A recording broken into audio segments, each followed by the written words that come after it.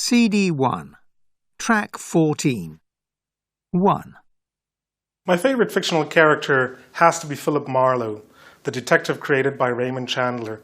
The most famous book and movie in which he appears is, of course, The Big Sleep, with Humphrey Bogart playing Philip Marlowe.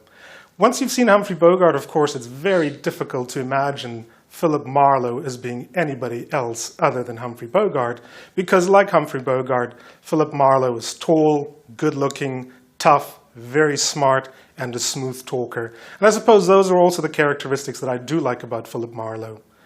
The thing about Philip Marlowe is, unlike most modern characters, he doesn't always say the right thing, although he always has a clever retort, and he doesn't always win. Philip Marlowe is not always on top of the situation. Philip Marlowe sounds like a real guy with real problems, who's very clever, very tough, and likes to get to the bottom of the problem. The sort of problems that he has to overcome, of course, as a detective in Los Angeles, is generally solving murder crimes. But he's often not so much interested in who did it as to why or how. By the end of the story, you care as much about the victim as perhaps the murderer or Philip Marlowe himself. This is actually one reason why you can reread and reread the Raymond Chandler novels with Philip Marlowe in them, because it's not what happens in the story, it's how Philip Marlowe deals with the problems that matters. 2.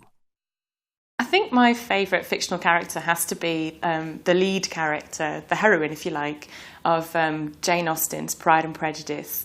She's absolutely, I think, one of the best drawn characters in English literature. She is, of course, Elizabeth Bennet. She's the heroine, she's sparky, she's lively, she's feisty. And when you think that this is a book that's set in the 1800s, it's really quite remarkable that you've got such a modern woman as the heroine.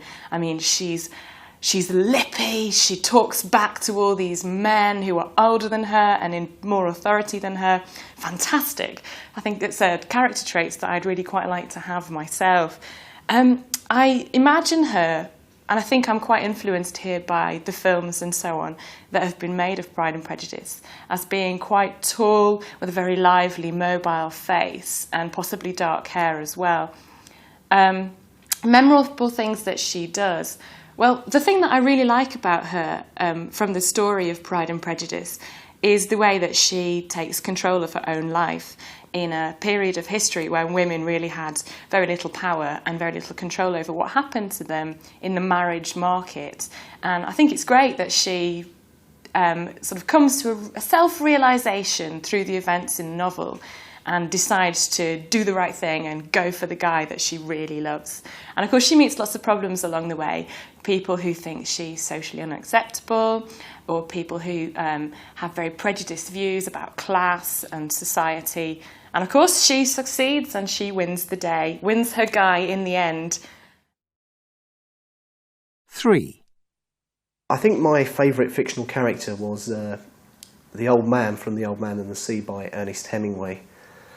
I still have quite a strong visual image of this man. The whole story takes place in a boat off the coast of Cuba with just this one character, mostly.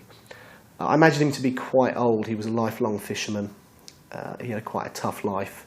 So I imagine he had these really big, strong hands that were cut and bruised from hauling in nets his whole life, every night out on the sea.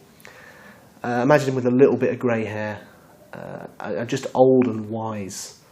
Somebody who had been a fisherman his whole life, took a lot of pride in it and tried to do it as best he could. And he was down on his luck in the story. He hadn't caught anything for quite a long time. But he still dragged himself out every night and cast his nets and hoped that he would catch something. In a way, he sort of reminds me of my dad. Somebody who had limited opportunities in life, but found a job that he could do and did it to the best of his ability, even though there was very little glamour attached to it. And I think this, in a way, was what the fisherman was like. He was a fisherman and he took pride in that and did the best job he could.